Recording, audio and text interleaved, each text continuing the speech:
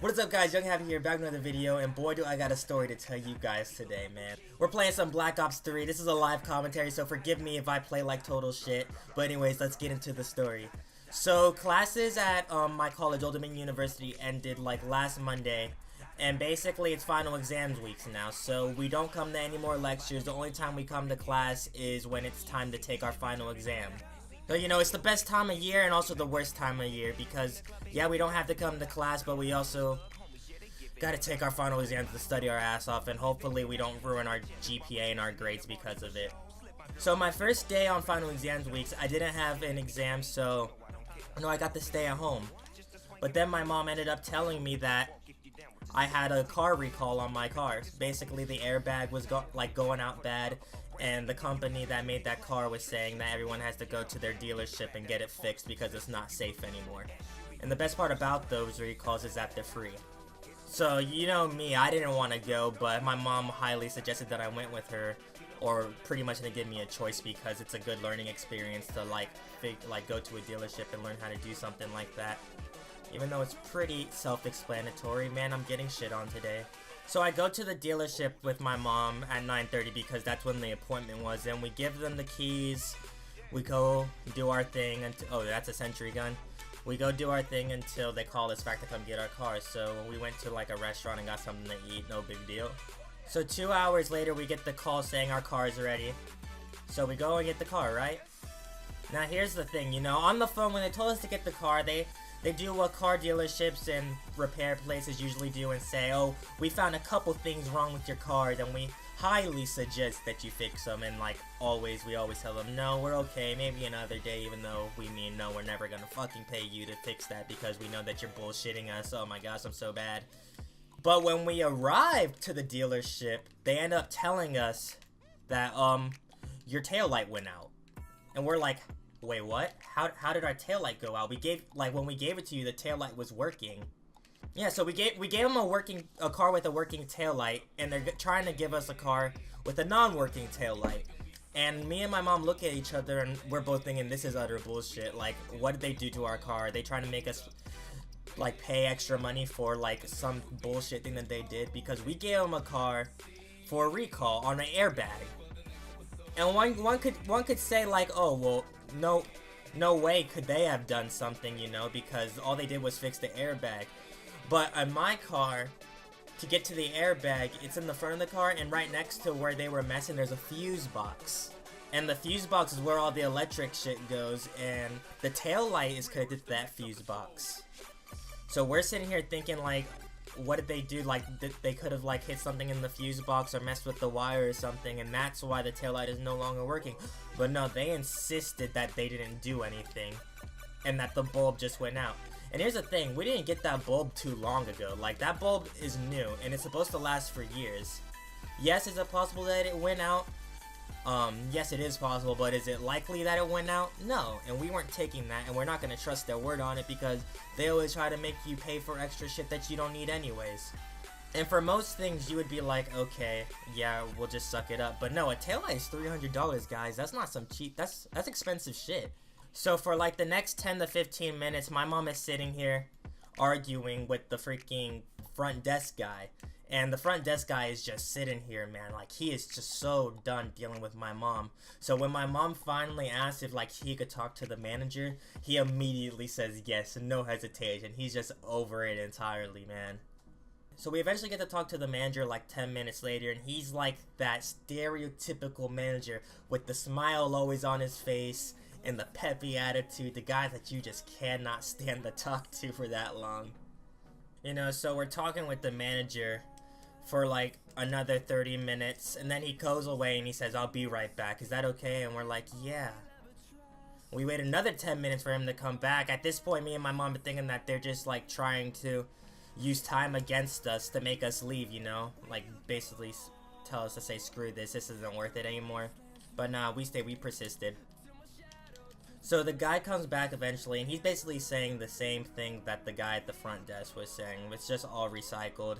And at this point, you know, my patience is getting thin. I was ready to go. I just didn't want to be there anymore.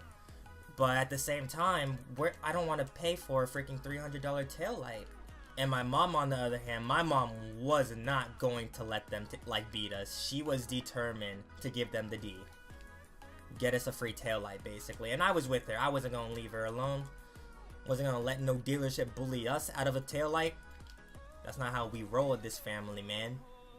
So the premise of the argument was, okay, we gave you a car with a working taillight, and while in your care, the taillight went out and it's broken.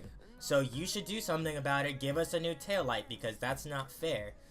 And the manager was like, oh, no, the bulb just went out. It's not broken. It just went out. I'm like, a light that isn't working, is it breaking? And it broke in your care, so you should give us a new taillight.